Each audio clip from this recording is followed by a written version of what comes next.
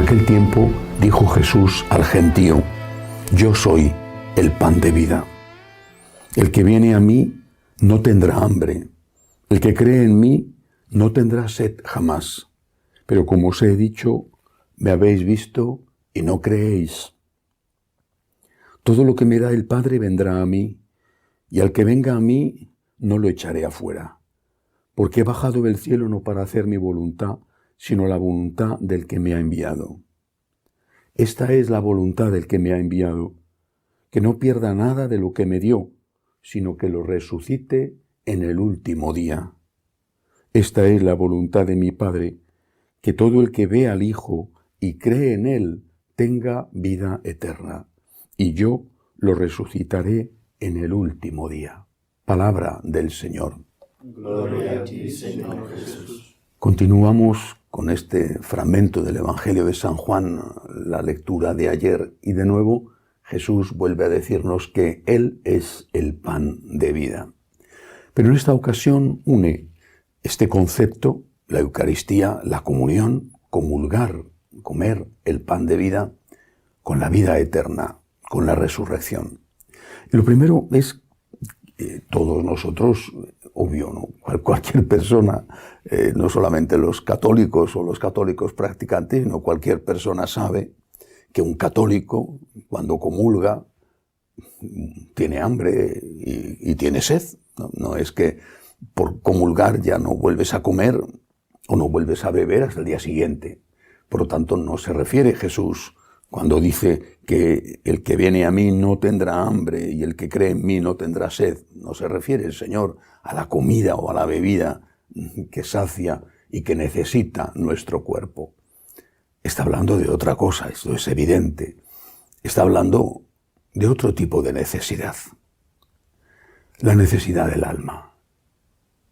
La necesidad de la paz, del consuelo, de sentirte acompañado. Y está hablando también de la necesidad que tenemos de saber, de estar seguros de que hay vida eterna, de que los que han muerto siguen vivos y de que nosotros viviremos cuando llegue ese momento. Esta es la sed que Cristo sacia, y esta es el hambre que Cristo satisface. Necesitamos saber qué hay después de la muerte. Lo necesitamos de una forma imperiosa. El hombre lo ha necesitado siempre. Quizá nuestra época sea la época más antihumana, en el sentido de que muchos no se preocupan y están contentos, o eso dicen, creyendo que solo son abono para las plantas. Desde siempre, desde los enterramientos en las cuevas descubiertos por los antropólogos, hasta las pirámides de Egipto, hasta nuestros días, el hombre ha intuido que había algo más.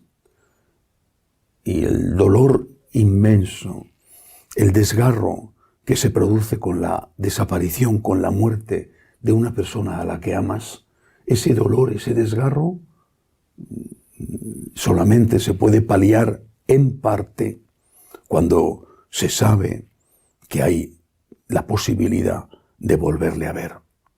Y el miedo y la angustia de ir a lo desconocido y de no saber si desapareces para siempre o esto simplemente es un tránsito, solo se puede paliar, quizá más que el dolor de los seres queridos, pero nunca al 100%, solo se puede paliar cuando estás seguro de que por la resurrección de Cristo hay resurrección también para ti.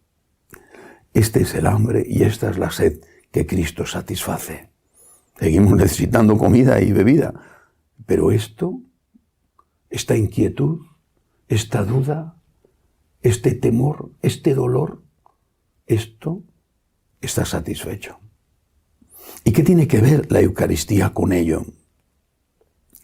Leí hace tiempo en unas meditaciones de Chiara Lubich, la fundadora de los Focolarinos. Seguramente ella a su vez lo habría tomado de algún otro teólogo, no lo sé, o fue inspiración suya, que cuando comulgamos, no es que nosotros hacemos a Cristo Eucaristía bajo las especies de pan y de vino, no es que nosotros hacemos a Cristo nuestro, es decir, lo metabolizamos en nuestro estómago y se convierte en una proteína, al contrario, desde un punto de vista espiritual. Cuando comulgamos, es Cristo el que nos hace suyos. De alguna manera, espiritualmente hablando, Cristo nos diviniza, de alguna manera y espiritualmente hablando.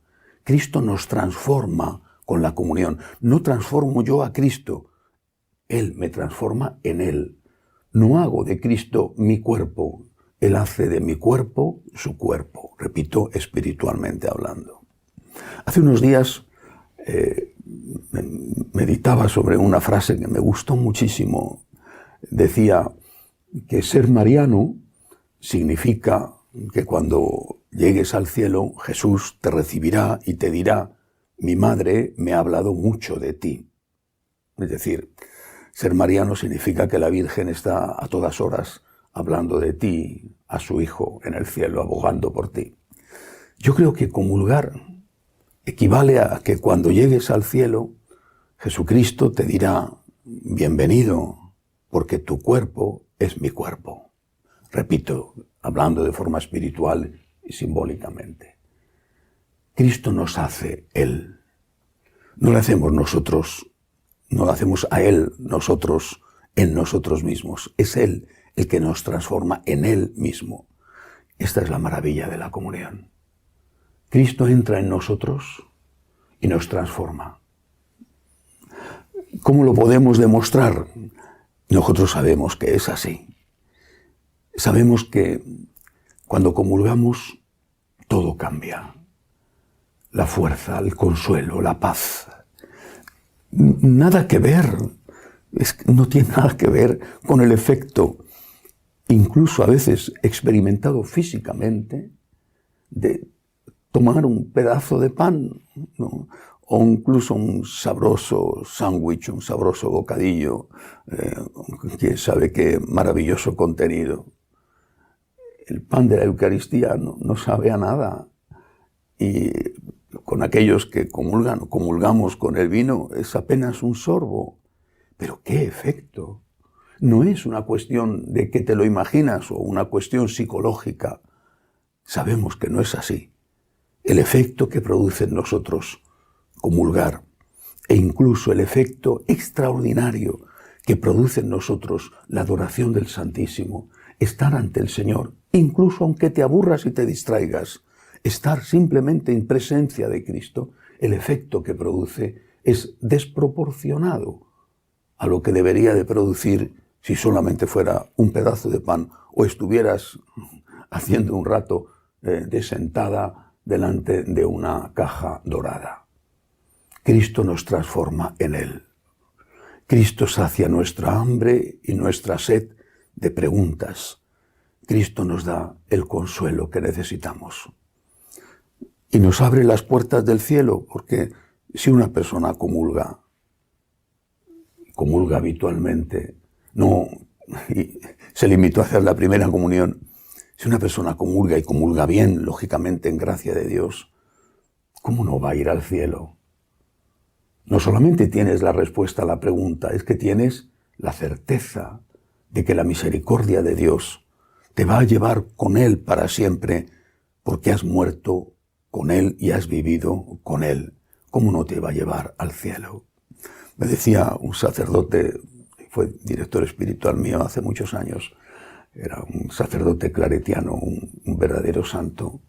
Me decía: ¿tú crees que después de haber pasado toda la vida diciendo 50 veces al día, por lo menos, Santa María, Madre de Dios, ruega por nosotros pecadores, ahora y en la hora de nuestra muerte, ¿tú crees que la Virgen no te va a ayudar cuando llegue la hora de tu muerte? Después de habérselo pedido con fe y con amor.